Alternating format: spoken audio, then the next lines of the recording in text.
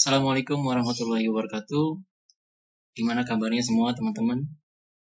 Alhamdulillah hari ini mudah-mudahan kita diberi kesehatan oleh Allah Subhanahu wa taala dan dapat melakukan aktivitas walaupun tentu dalam kondisi yang sedang dilanda ujian yaitu wabah COVID-19 seperti sekarang ini, sehingga untuk kegiatan di luar dibatasi dan kita dipaksa untuk menghentikan aktivitas sosial kita di rumah masing-masing, mengisi waktu-waktu terbaik kita untuk kegiatan-kegiatan yang positif. Salah satunya hari ini saya akan buatkan video untuk anak-anakku tercinta di kelas 11 BDP, terutama BDP 1 dan BDP 2. Dan hari ini Pak Imam akan mendiskusikan tentang ide-ide peluang bisnis online di tahun 2019 ya. Tapi memang walaupun ini ditulis tahun yang lalu, tapi saya rasa di tahun ini pun masih dalam kondisi yang sama, di mana bisnis online perkembangannya memang hari ini bahkan mengalami terpaksa kemunduran. Orang takut beli barang dari Tiongkok misalnya karena dikhawatirkan mengandung virus corona dan sebagainya. Dan negara-negara banyak yang saving, akhirnya menyelamatkan wilayahnya masing-masing dari bencana ini.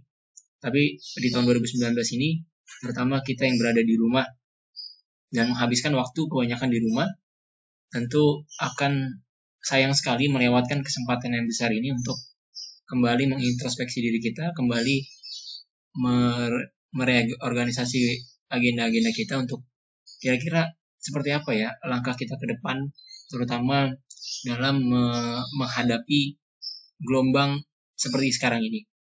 Baik anak-anakku sekalian, kalau kita perhatikan sekarang ini banyak orang-orang yang terdampak dari wabah virus COVID-19 ini. Tidak ada yang menyangka 5 tahun lalu, 4 tahun lalu dan sebagainya, tidak ada yang menyangka seorang orang masih saling berlomba-lomba untuk menjadi yang terbaik, terutama saling berlomba-lomba menjadi YouTuber dan sebagainya. Sekarang harus lockdown di rumah, mengunci dirinya di rumah untuk menyelamatkan dirinya sendiri dari wabah virus ini. Dan kita bisa melihat bahwa ternyata banyak sekali yang terdampak dari wabah virus yang sangat berbahaya ini. Yang pertama, tentu orang-orang yang digaji harian. Yang kedua juga orang-orang yang bekerja di jalan, misalnya sebagai ojek online. Orang-orang yang membuka warung di pinggir jalan, orang-orang yang membuka restoran harus tutup karena menjadi tempat untuk berkumpul dan sebagainya. Yang kira-kira menjadi tempat interaksi dan sebagainya harus tutup.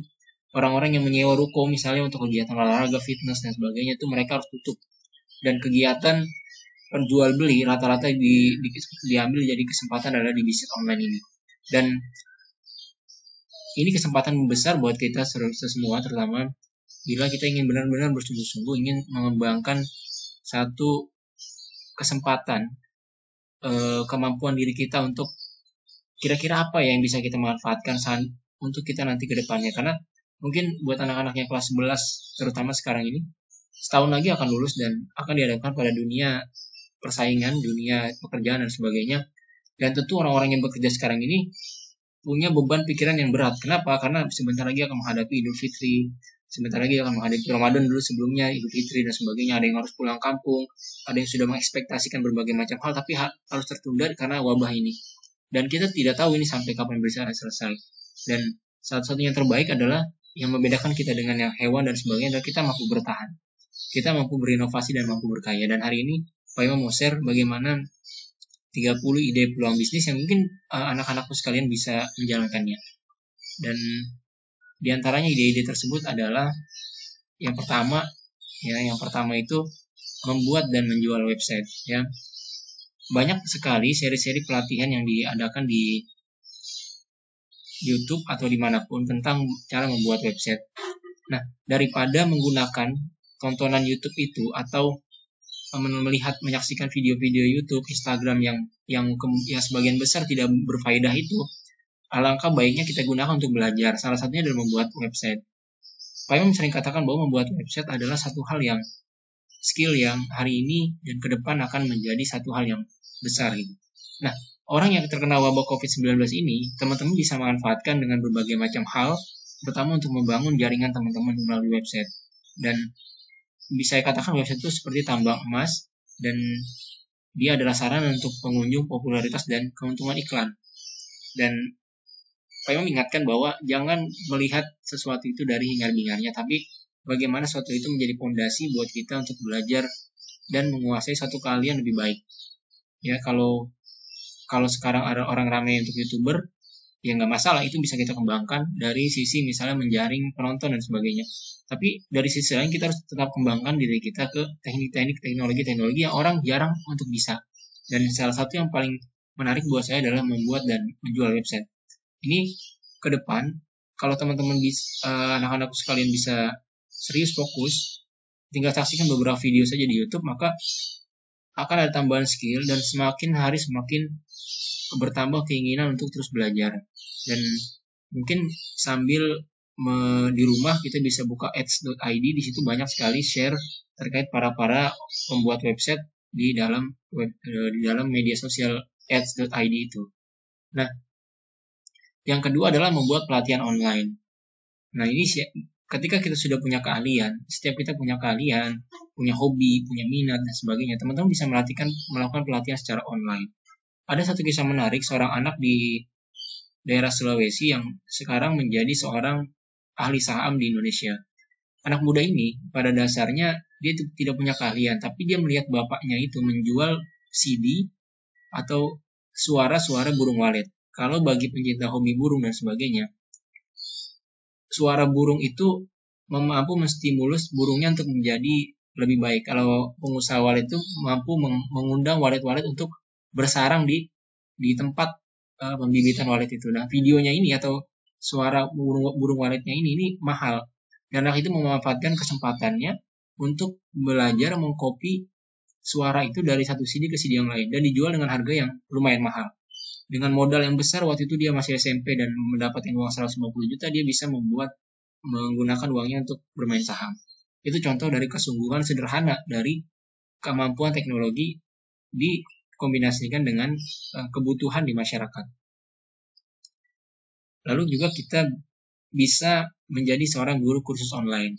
Nah, teman-teman, anak-anakku sekalian, nggak selalu orang yang mengajar di kursus online itu adalah orang-orang yang mengerti dengan bidangnya. Belum tentu. Kursus bisnis online, kebanyakan orang itu adalah rata-rata otodidak.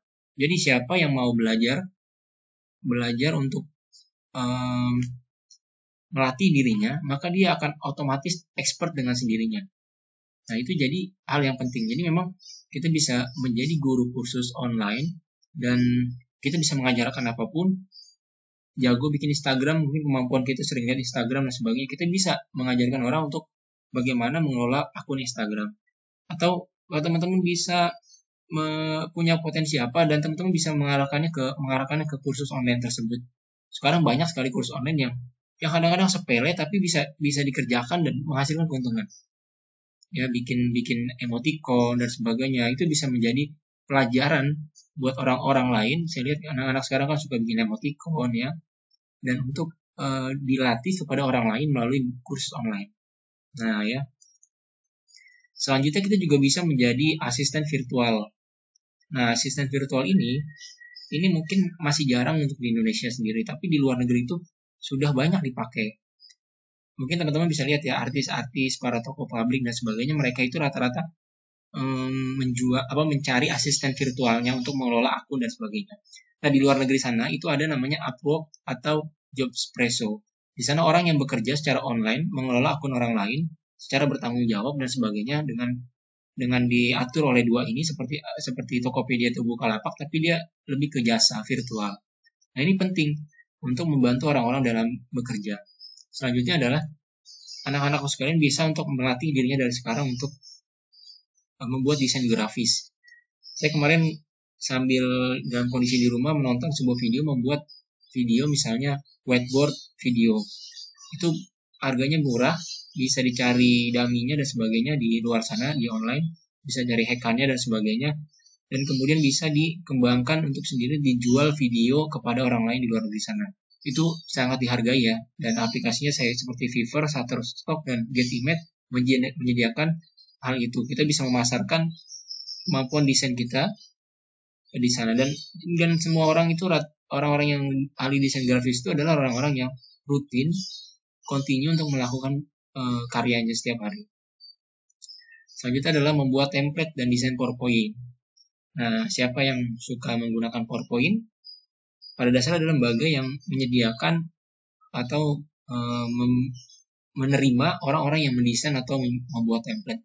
Itu bisa kita lakukan anak-anak sekalian. Jadi hanya saja kita mau cari atau tidak, kita mau membuka peluang kita atau tidak. Selanjutnya ada bekerja sebagai user experience atau user interface.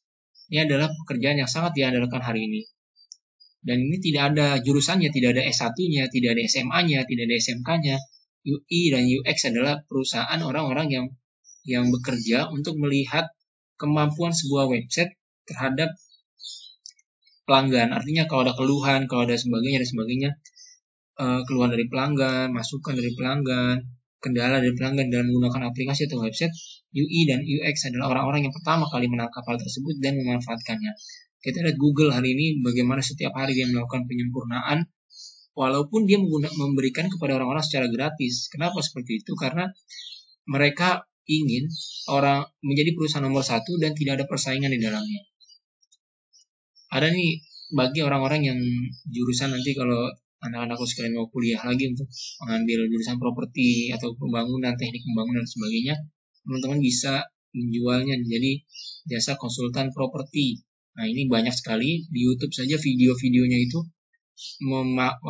banyak sekali penontonnya karena orang itu banyak sekali sekarang jasa properti itu mahal, dan ketika kita bisa mendesain properti dengan dengan aplikasi yang ada, itu bisa kita jual kepada orang lain dengan harga yang lumayan mahal gitu ya. Ini ada menjadi pengembang website.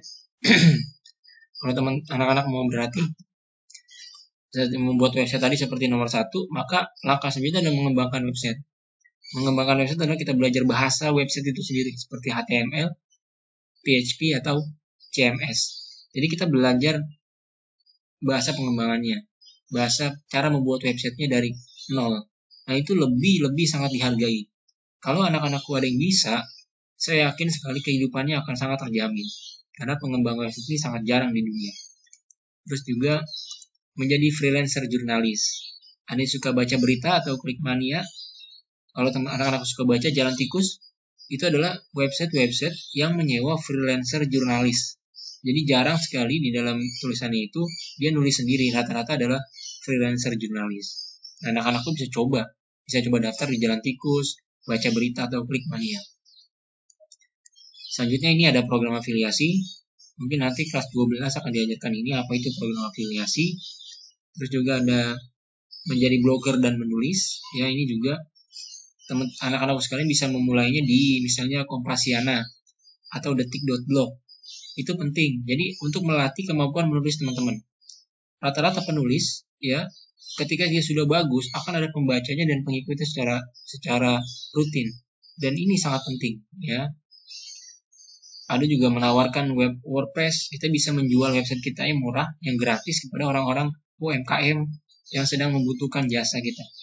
Atau kalau sekarang mungkin bisa ditarik ke membuat akun Instagram buat para pebisnis UMKM. Itu juga bisa menjadi tarik keuntungan. Tinggal dibuat tarifnya, dibicarakan secara bersama, maka akan dicari apa akan mendapatkan keuntungannya. Nah, ini kalau di luar sana itu ada tenaga outsourcing, tenaga online. Di luar sudah banyak, mungkin setahun 2 tahun lagi di Indonesia akan jadi banyak tenaga outsourcing, tenaga online. Nah, anak-anakku sekalian, ketika wabah virus ini melanda, ternyata banyak orang yang menawarkan ke saya misalnya jasa pengiriman. Itu juga outsourcing, karena rata-rata orang sekarang sudah malas keluar rumah dan mereka membutuhkan jasa pengiriman. Itu saja, mungkin sudah mau azan zuhur. Nanti kalau kesempatannya bisa dibaca sendiri di link ini ya, tentang dipaimon.com, dan anak-anakku sekalian bisa belajar lebih banyak. Terima kasih. Assalamualaikum warahmatullahi wabarakatuh.